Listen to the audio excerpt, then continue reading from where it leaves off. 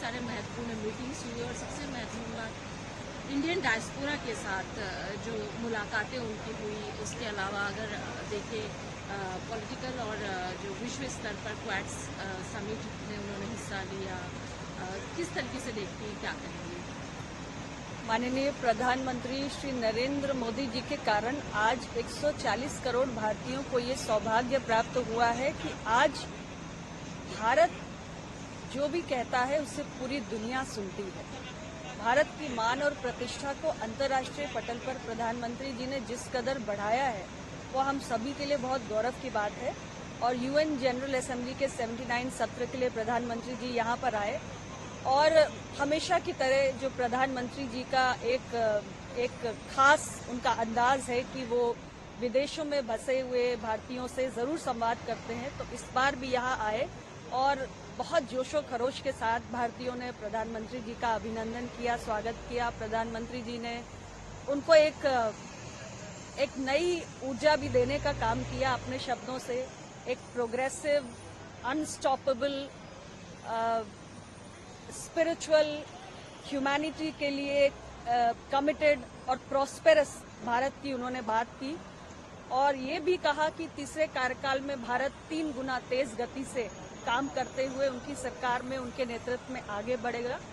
इसके साथ ही quad summit में भी प्रधानमंत्री जी की उपस्थिति के खास मायने हैं और साथ ही साथ यहाँ पर प्रधानमंत्री जी ने जितने ग्लोबल सीईओज हैं अमेरिकन टेक कंपनीज के, उनके साथ भी बैठक की और आज कैसे भारत में हम ईज ऑफ डूइंग बिजनेस को बढ़ावा दे रहे हैं। भारत में इलेक्ट्रॉनिक्स से लेकर सेमीकंडक्टर्स से लेकर तमाम जो क्षेत्र हैं उसमें किस तरीके से भारत आगे बढ़ रहा है और इन अमेरिकन कंपनीज को क्यों भारत के साथ जुड़ना चाहिए, भारत में आना चाहिए। आज भारत एक globally one of the most attractive destination for investment बन चुका है। इन तमाम विषयों को प्रधानमंत्री जी ने रखा और जैसा कि मैंने पहले भी कहा कि आज भारत जब कुछ कहता है तो पूरी दुनिया सुनती है। मैम, भारत आज जब कुछ कहता है पूरी दुनिया सुनती है, लेकिन अगर पिछले कुछ दिनों की बात है जब यूएस में विपक्ष के नेता राहुल गांधी आए थे, उन्होंने जिस तरीके से टिप्पणी की, जिस तरीके से चाहे सरकार जो है केंद्र में आप लोगों की सरकार है, जिस तरीके से कहा कि बहुत समस्याएं हैं यहाँ पर, चाइना से कंपैरिजन कहीं ना कहीं किया गया कि चाइना आगे बढ़ रहा है लेकिन हमें उनसे सीखने की जरूरत है। इसके अलावा अन्य भी टिप्पणी की गई, क्या कहेंगी? क्योंकि देखिए प्रधानमंत्री जी प्रोग्रेसिव भारत की बात करें, दूसरी तरफ से विपक्ष के नेता विदेश की धरती पर आके बहुत सारे बयान देकर जाते हैं। देखिए, हमारे विपक्ष के नेतागण को ये समझने की आवश्यकता है, खास तौर से आदरणीय राहुल गांधी जी को, कि विपक्ष के नेता के रूप में उनकी भूमिका निश्चित रूप से सरकार की आलोचना की है, सरकार को कटघरे में खड़ा करने की है, लेकिन यह भूमिका उनकी देश के भीतर होनी चाहिए। जब वे भारत के बाहर आते हैं तो वो देश के एक नागरिक हैं और अपने देश का मान सम्मान बढ़ाने वाली बात ही उनको करनी चाहिए। भारत के लोकतंत्र के विरुद्ध बयानबाजी करना या भारत के विरुद्ध बयानबाजी करना ये मेरे ख्याल से घोर निंदनीय है और दुर्भाग्यपूर्ण है और इतना सम्मानजनक पद आज वो सुशोभित कर रहे हैं लीडर ऑफ ऑपोजिशन का, तो मुझे लगता है कि उन्हें भारत के मान सम्मान को बढ़ाने के लिए ही विदेशी धरती पर बयान देना चाहिए।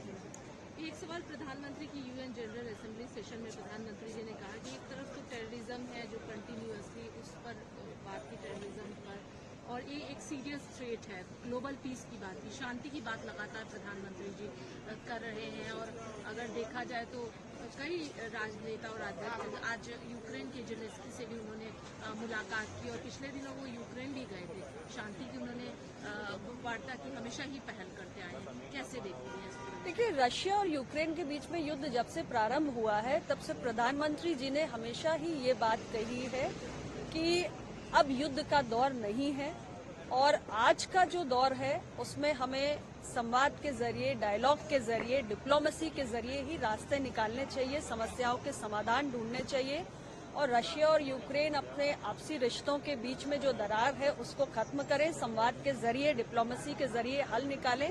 युद्ध किसी समस्या का समाधान नहीं हो सकता। इस बात को लगातार भारत के प्रधानमंत्री श्री नरेंद्र मोदी जी कहते आए हैं और रशिया हो या यूक्रेन हो, दोनों देशों के राष्ट्राध्यक्षों से वो निरंतर मिले हैं और उन्होंने भारत का जो नजरिया है उसको स्पष्ट रूप से रखा है। दोनों देशों को ही ये बात कही है कि युद्ध अब समाप्त होना चाहिए और दुनिया को भारत ने बुद्ध दिए हैं, युद्ध नहीं। ये बात प्रधानमंत्री अक्सर कई मौकों पर दोहराते हैं। बहुत गहरा, बहुत बड़ा संदेश इन बातों में छिपा हुआ है और मुझे लगता है कि आज दुनिया को भारत से सीखने की जरूरत है। मैम, आप आई हैं न्यूयॉर्क यात्रा पर हैं, क्या कुछ कहना चाहेंगे, क्या विषय है, क्या कुछ है आपका? यूएन जनरल असेंबली के 79 सेशन के दौरान 4 हाई लेवल मीटिंग्स हैं जहां भारत का प्रतिनिधित्व करने का सौभाग्य मुझे मिल रहा है। स्टॉप टीबी पार्टनरशिप का है जिसमें हम टीबी वैक्सीन्स के डेवलपमेंट और उनके प्रैक्टिकल रोल आउट पर चर्चा करेंगे। उस कार्यक्रम में भी मुझे भारत का प्रतिनिधित्व करना है, भारत का पक्ष रखना है। इसके साथ ही एंडिंग एड्स, रिवाइटलाइज मल्टीलैटरलिज्म, यानी कैसे तमाम देश एक साथ आकर एड्स को दुनिया से समाप्त करने का जो लक्ष्य है उसको प्राप्त करें।